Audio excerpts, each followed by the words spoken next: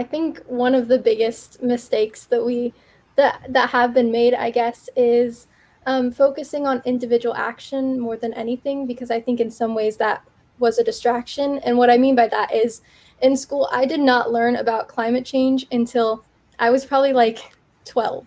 Like that's when I fully understood the extent, because in school, all I would really learn is reduce, reuse, recycle, which is not nearly enough for the extent of this crisis. And so actually recently I did, my school did this, like, choose whatever essay you want to focus on, just like choose a topic. And one was actually like about the environment. And so I chose one about individual action. And after researching, I found out that the fossil fuel industry actually created the narrative of your own personal carbon footprint. And it was created by the fossil fuel industry.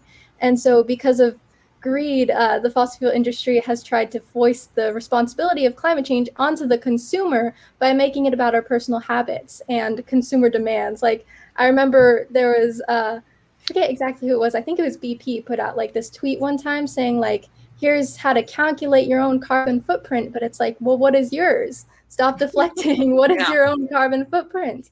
And so I think that one thing that we kind of have to do now, after years of kind of this false narrative of that, is focus on pushing for systematic change. So sure, take the individual action of coming together with a group of people to go out and protest, to go out and strike, to push for the systemic change. Contact your government representatives, get involved in doing something that actually pushes for government and that systemic change that we need.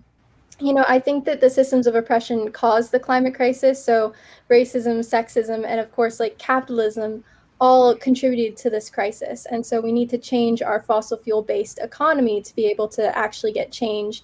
And right now, money has and profit has been placed over the people. And I think that that really needs to change. So no unlimited growth. You can't have growth on a finite planet. And so everything really needs to change. I think there are so many urgent planetary crises happening right now, like the article about the Gulf Stream shutting down. And so we need urgent action. And in some cases, electoral politics is not really moving fast enough. And so we really do gotta get some sort of action right now. And I think that we need even more. And I'm not sure if our current political framework can even handle responding in time to what we need. No. One thing about fracking that always is so upsetting for me is how it poisons the water, because one of those poisons is benzene, which causes neurological damage and cancer, and it gets into our water supply. And this also affects youth the most, because our bodies and brains are still developing, and so toxins are amplified in children and causes even more damage. And so there's also some new reports coming out about how neurological damage affects children's ability to focus and learn. And so people are connecting the rise in attention deficit disorder and other neurological issues seen in children to increasing pollution from fossil fuels and processes like fracking. So when people are like, stay in school, children, it's like, if you want us to learn better, stop fracking.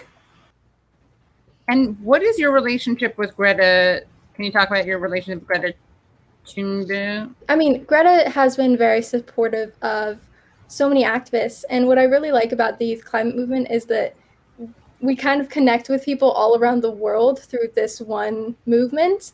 And so Greta was the inspiration for me to get involved. And she was also the inspiration for so many other people. Like when I first started striking, I started striking in front of the United Nations headquarters. And I did that every Friday for over a year, and until the beginning of the pandemic, of course. But I would do that, and it was like freezing cold, and I'm, from California, can't really do the cold. So I've sent her a message like, how do you stay out for so long? And she would give me advice. And so, I think what's really inspiring about the youth movement is just how we meet so many other people who give us advice and, how to keep going in this movement. And that's what I really like, is that support, because it's hard to be an activist for so long if you don't have a group of people to do it with, because this is more of a marathon and it's not a sprint. And so having a group of people to do it with makes it so much better for the long run.